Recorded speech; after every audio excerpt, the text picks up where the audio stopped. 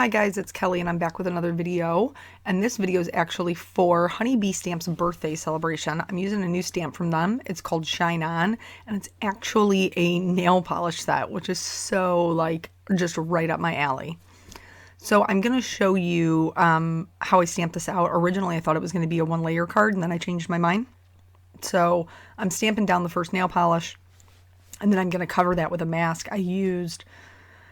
I can't remember if it was Post-it note or Eclipse. I kind of use them interchangeably. They'll both be linked. And then I'm going to stamp 3 that are in front. When you're stamping a one layer card, whatever you want in front, you want to stamp first and then cover it up to stamp whatever in the background. So I only cut 2 masks. I only needed 2.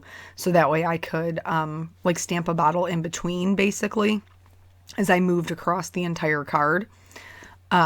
Yeah, this just totally, there's so many awesome products being released, but as soon as I saw this one, I knew this was going to be for me. Christina Warner actually used there's a die that's a nail polish die. It's very large because it's sized to be an actual card that is shaped like a nail polish bottle. And I just thought that so adorable. Like if you were doing a little wedding shower or, a birthday something for a girlfriend who was, super into nail polish and makeup and all of those things. I think they're so stinking cute. So I'm just moving that mask around. You can see I used the corner of my scissors to lift that up because I do have red nail polish on. And for some reason, whenever I wear red, it notoriously, if I go to pick something up off my card, I will leave a streak of it behind. And so I didn't want to do that. Frequently, you guys always, often you ask, how about that? Does that make more sense? I think so. Anywho, I decided not to do a one layer card. And so I'm stamping 3 more of them on a separate piece of paper that I'm going to fussy cut out. Anywho, you guys usually ask about my nails. You're very complimentary, and I totally appreciate that. So today's nail polish is actually Salsa by China Glaze with a top coat of Stopping Traffic from ILNP, which stands for I Love Nail Polish. So for the coloring here, I'm going to show you on this first one how I usually color things that are round. So basically I'm starting with my lightest color. I'm using just the tip of the marker and doing a flicking motion toward the center. That's typically how I color just about everything. I mean, really. And then I work out to my darkest color, which in this case, because it's the one right up front, I'm only going to go out to a C5. And then I'm going to work back in towards the center, leaving a white highlight in the middle. The reason I'm leaving the white highlight in the middle is because I wanted it to be comparative. I wanted you to be able to see the difference when we start talking about the highlighting technique that I'm going to show you. It's so super simple, and anybody who, if you're coloring and you typically don't like the way your shading looks or a light source looks, this style of coloring will maybe make it a little bit easier for you. So this time, we're actually going to go in and we're just going to fill in the left and right hand side. I'm doing a center highlight because that's where my light source is. Leave that portion white. Leave it white. And then start adding stripes to the outside. You don't want to completely cover the color before it. So I'm not completely covering up that C1 when I add the C3, and I'm not completely covering up the C3 when I add the C5. I am going all the way out to the C7 for this. And then keep really straight lines. That's important. You want to keep really straight lines. And then to blend it, you're just going to, kind of go back and forth over those straight lines until your colors blend. These are a natural blending group, so I didn't really have too much trouble, but later on I'll show you some different colors. And then you're just going to keep doing the same thing as you get closer to the center. You want to, again, make sure you're leaving white in the center of it. And then when you're done, you're going to see the difference between the two. Now there is a difference as far as the C7 and the C5, because I didn't go all the way out to the C7 on the right, but this makes it look almost metallic so that it's like a shiny silver. And it is a really, really simple way to blend. Now I wouldn't recommend this for like people or clothing, but objects, these nail polish bottles, coffee mugs, vases, things like that. You could totally do this and get really, really good results. So here I'm just fixing up the other one, the one on the right. I wanted to show you how the highlight is a little bit smaller, and the reason it's a little bit smaller is because this one is tucked behind. So I'm going to show you again on this one here. Originally, the way I colored it was the way I colored everything else. I didn't pay any attention to that bottle in front, and you'll see that it kind of looks weird. It doesn't look like it's pushed back behind it, and that's because we're not paying attention to one object playing on top of the other. So in order to do that, I'm going to add a little bit of shading around the bottle that's in front, and then bring that down. Now that does mean that I'm going to have less of a highlight, but I should have less of a highlight because it is in the background. It is behind the other bottle. So I just wanted to show you what that looked like in case you are coloring something like this. And then even just adding that little bit of shading, you could totally see how it pushed it back. For the bottom of the jars, if you look at a nail polish bottle, and I own copious amounts, so it was really easy for me to walk down the hallway and look at a nail polish bottle. Typically the bottom is clear, but I didn't want to leave it white, so I just added some shading with those same grays, and then I'm going to move into the coloring. No big shock, I wanted this to be a rainbow card because I love rainbows, and I actually do own nail polishes in every single color. I definitely wanted to show you the yellow one because the colors that I picked for it are very different. Not from what I normally use, but from maybe what most people use. So again, I'm doing the same thing. I filled in the left and the right hand side with the yellow, leaving a huge swatch of white in the middle. And that's because I'm fully expecting my colors to bleed a little bit. And if they do, I want to make sure that I still have white. I'm going to go all the way out to the darkest color, which is actually a brown. And I'm sure at this point you're going to be like, Kelly, this is a super ugly nail polish color. And right now it kind of is, but hang tight because once it gets with all the other colors, you're going to be able to tell that that one's yellow or goldish anyway. So the key to this one is when I do the Y08, I am going to cover up all of the other coloring to add some of that brightness in. And then here, a YR24 shouldn't blend into a Y08, but it totally does. You just have to work it along that line. Just go back and forth, up and down, keeping those straight lines. For the yellow, it wasn't particularly noticeable that the highlight, like it was a brighter color next to the white, but you're going to see here with the blue that it really will be. And then so I had to make some adjustments as I went along. But anyway, nails. People usually ask if I do my own. I do. Whatever the design is or gradient or painting, whatever it is, I do it myself because I am cheap. I'm a cheap chicken.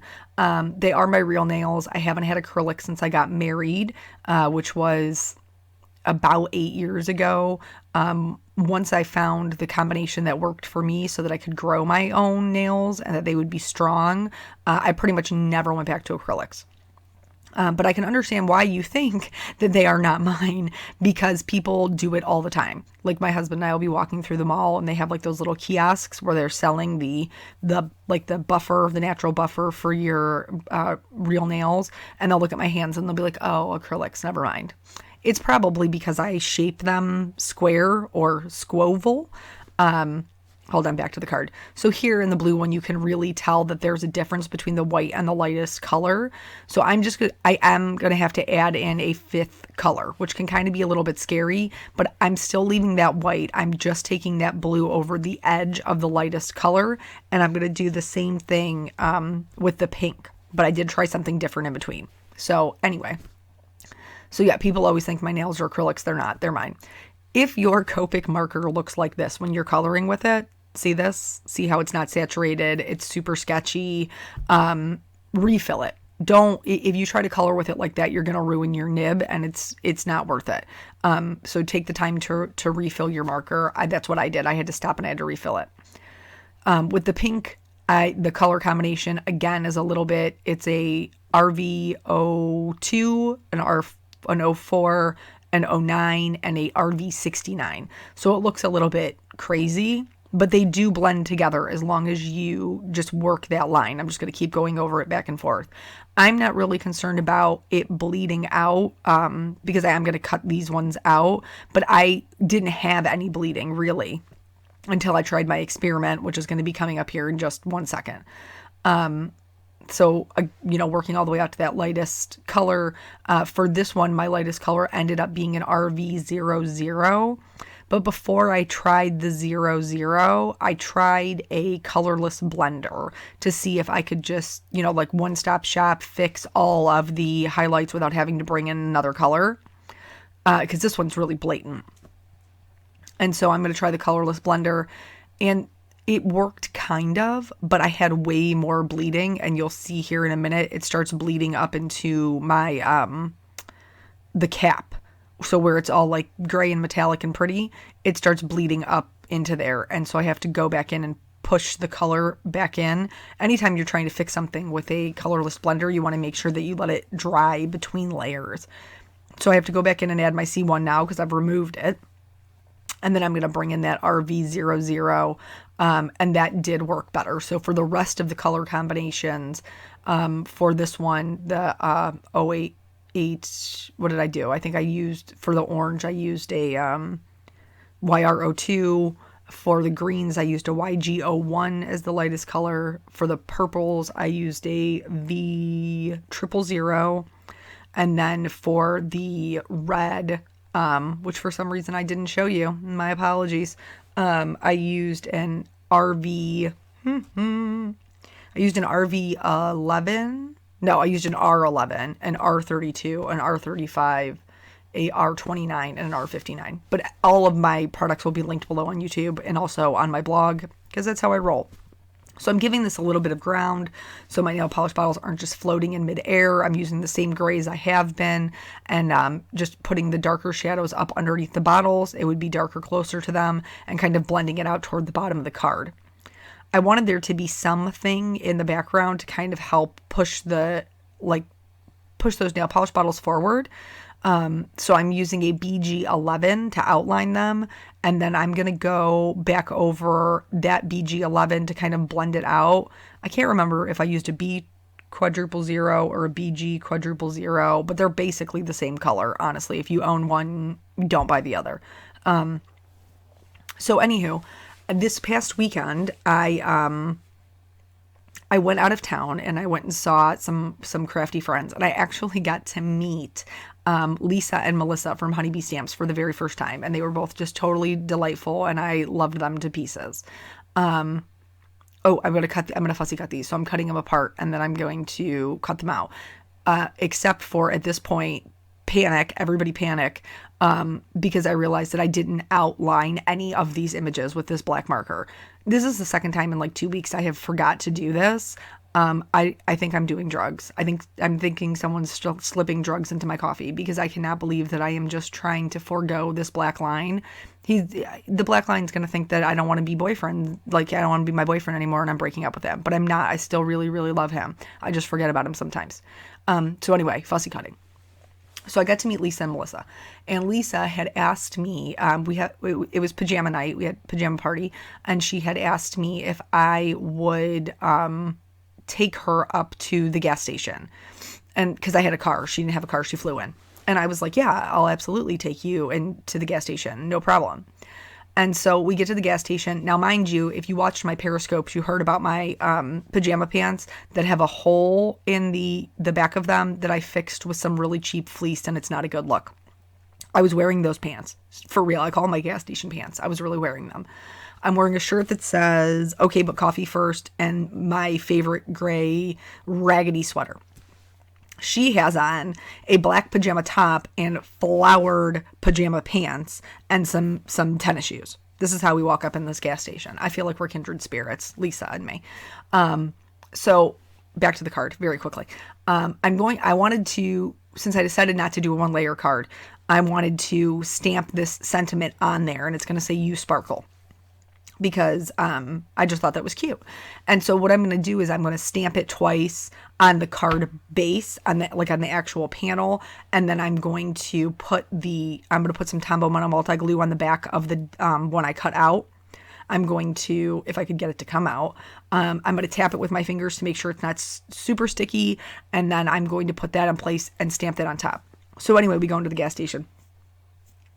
And I get like a cappuccino, and so we are waiting in line. Apparently it was like the only gas station that was open because there was like 4 people in line ahead of us. And so we're standing there in our jams chatting, and we get up there and she was like, you know, let me buy your cappuccino and your water or whatever. And I was like, no, dude, I got it. And she was like, please let me, because you're driving me to this gas station and I appreciate it. Apparently I'm popular right now. Please ignore that. I'm outlining this in white to set it apart because it was really difficult to read. And I did it on the card base as well as on that nail polish bottle. I'm going to heat emboss this U. So I was like, no, like I don't, are you serious right now? I'm so sorry. So anyway, I was like, no, like I would have come to the gas station anyway to get this cappuccino. Like you don't need to buy me whatever. And so she's getting her stuff. And then she was like, and her cappuccino, and then tell them whatever else you want. And I was like, no. And she was like, if you don't tell them, then I'm just going to buy you random things. I'll buy you 6 Slim Jims and like these Oreo dipsticks. Like, just tell them. So basically, she blackmailed me into letting her buy my cappuccino. Here, I didn't get a very good impression with the U, so I'm actually cheating with my white gel pen and filling it in. That totally works, by the way. Just don't touch it till it's dry, and it will dry on top of there. I'm going to pop all the rest of these up on foam tape. And I had to cut out this part because my big noggin was right in the way, because I needed to make sure that you could read the sparkle, that it was lined up from the top and not from the side, which is where I could see it from. So putting all of those on, and then I'm just going to snug in that little U. I'm going to pop it up. Well, it'll be flush with the ones that are popped up, basically. I'm going to put the foam adhesive in between the 2 bottles, like on the purple bottle, and then I'll put glue on the rest of it where it overhangs and put it down. So that's basically how I knew Lisa and I were going to be friends forever, because A, she went to the gas station with me in pajamas and didn't even think twice about it. And then B, she blackmailed me. And that I think is pretty much the foundation of a really good friendship right there, right? I mean, isn't that how you pick your friends? It's totally how I pick my friends. But anywho, so, we're onto these rhinestones. Ooh, girl, I love these rhinestones. This is I gotta look. I think they're actually called Rainbow. They are. It's the Rainbow Rhinestone Mix from Honeybee. And they look like rainbows in the light. I mean, who wouldn't want that? I totally want that. And I did put shimmer all over the bottles because I think all nail polish should be hollow. That's just me. Most of my nail polish is. I'm using this little Quick Sticks. I don't have good luck with this with sequins, but it worked awesome for these rhinestones. And then that's the whole card. So if you're watching on YouTube, I encourage you to head over to the blog. There's giveaways and stuff during the hop, and you don't want to miss out on all of the wonderful inspiration that there is or prizes to win. Thank you guys so much for joining me, and I will catch you on the next video. Bye.